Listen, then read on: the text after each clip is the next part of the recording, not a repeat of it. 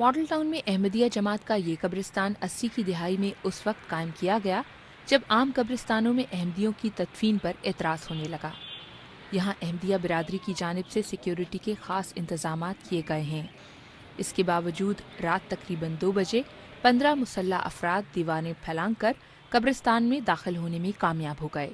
اچانک جب وہ دہشت گرد آئے ہیں، انہوں نے آتے ہی یہ شیڈ جو لگا ہوا ہے ہمارا اس سامنے، اس شیڈ میں جو ہمارا گارڈ تھا لیٹا ہوا تھا، اس کو آتے ہی یرغمال بنا لیا اور اس پہ جدو کو تشدد شروع کر دیا اور جو ہمارے یہاں گورکند ہیں ان کو اور ان کی فیملی کو سب کو پکڑا اور ان پہ تشدد کیا اور ان کو ایک کمرے میں بند کر دیا۔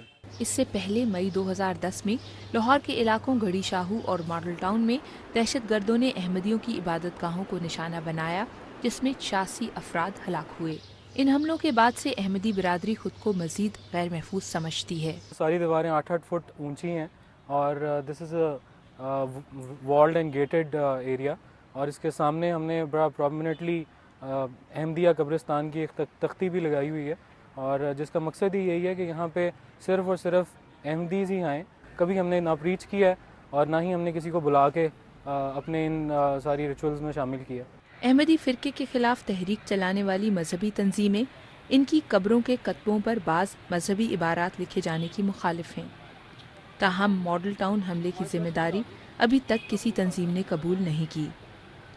بی بی سی کی جانب سے جب ماڈل ٹاؤن کیو بلاک سے ملحقہ تھانے سے رابطہ کیا گیا تو پولیس نے بھی کوئی معلومات دینے سے انکار کر دیا۔